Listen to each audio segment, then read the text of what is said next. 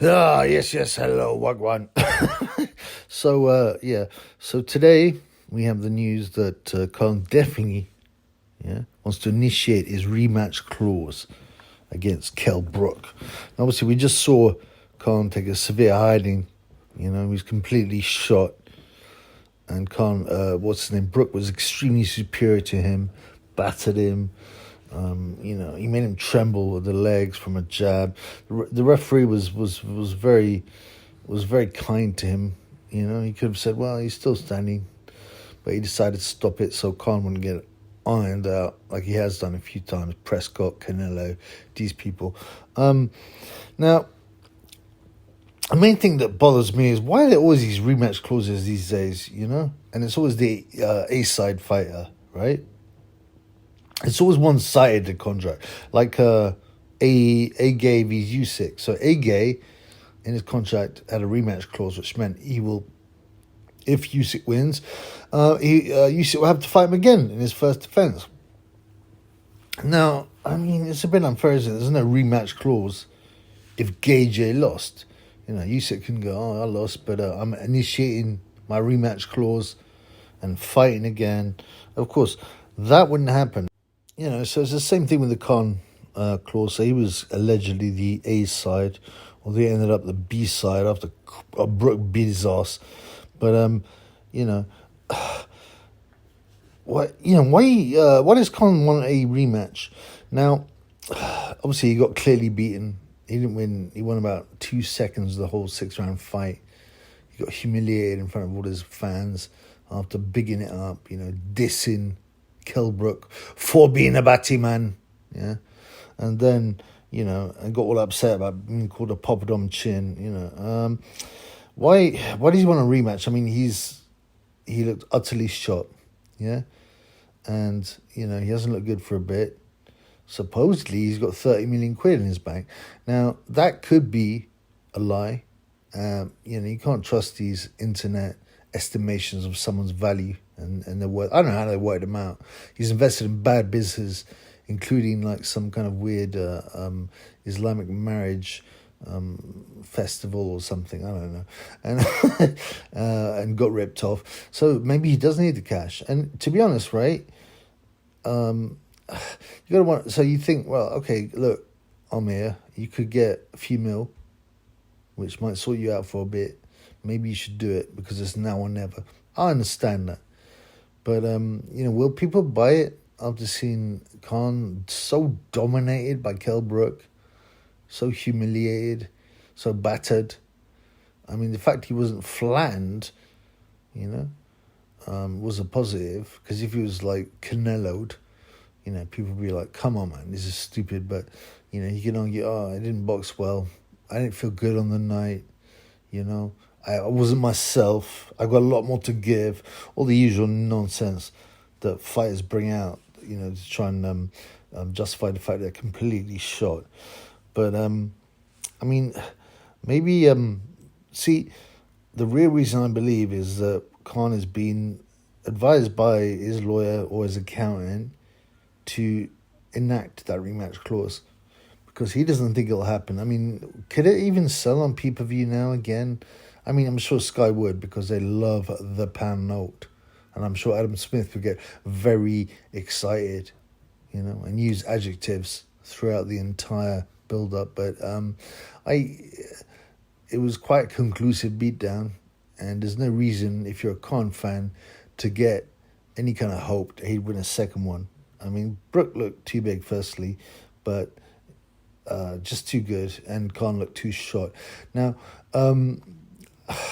even die-hard Khan supporters, would they shell out for that? I don't know, man. It's they surely couldn't hope that Khan would win. Surely no one would think Khan would win, right? I'm sure boxing news, all boxing journalists, and even Khan fans would think, he's likely to get hiding, just like last time. But, so this is where it gets interesting with contracts. Now, I hate these rematch clauses. I think they should be expunged from boxing. There's no way they will be, because boxing contracts are complex and everyone's always looking after their own side. But, you know, Khan's maybe had some advice, and they said to him, listen, man, enact the rematch clause. Enact the rematch clause. And he'd be like, why? I don't want to take another hiding, especially not from a batty man that I've called out for being a batty man. But, you know, the thing is, right, if he enacts the rematch clause, Khan, then Brook can't go any further, can't fight anyone else until terms have been agreed. So, you would think, wait, hang on. So is Khan, basically he wants to be bought out of the contract. Because we will buy you out the rematch clause, yeah? We will give you, I don't know, 1,500,000 or whatever. I don't really know. And you can have that money as long as you negate the rematch clause, and then Kell Brook can fight Chris Eubank Jr., who interestingly is most likely another batty man. And I've heard so many stories. I'll go into that later. Now, it's got to be that. I can't believe that even someone as deluded as Khan, who's been sparked so many times, would think, yeah, I'm sure the public want to see another Khan Brook fight, Khan Brook 2. Yeah, I'm sure I'll do better next time.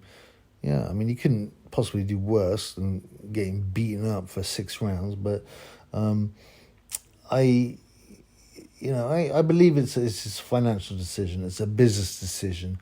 Like, yep, let's pretend we're going to enact a rematch clause, and then they'll have to buy us out. You know, them being, I don't know, the management companies, promotional companies, Khan, whatever, and then I get 1 mil for doing nothing. Then maybe I can start another Islamic wedding center with a different business partner who won't rip me off.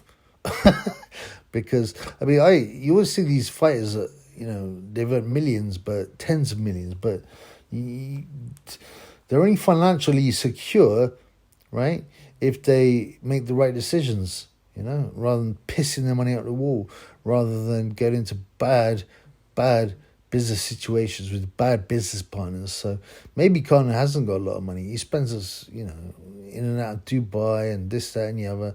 He might have. I think it's the culture as well.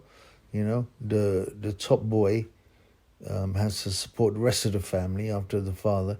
So it might be that he's been dishing out a lot of money, and that's not my fault. It's not Kell Brook's fault. It's not boxing's fault, right? You know, but he's just trying to feather his nest with a few feathers because he can't buy many feathers, yeah. Amir, you know, his life expectancy as a boxer is almost gone, and he's not going to become, you know, a comedian or an entertainer or an actor. There's already an Amir Khan, who's a famous Bollywood actor, and so I believe he's doing it. He will enact the rematch clause, right? So he can manipulate a bit of money out of it and then retire. At least that's what I hope he's doing, because that's what he should do. Because he didn't have that many marbles in the first place. You know, he was never high IQ. You know, he was always a bit daft. You know, this way he will be able to, I wouldn't say it was his faculties intact, because he's been starched quite a few times and beaten up. But, you know, you don't want to lose another 10 IQ points and drop to IQ of like maybe 70 or maybe 65 by getting beaten out by Brook. So I think it's just a negotiating tactic, a business tactic, and essentially he's just trying to get a payoff to buy him out of the contract.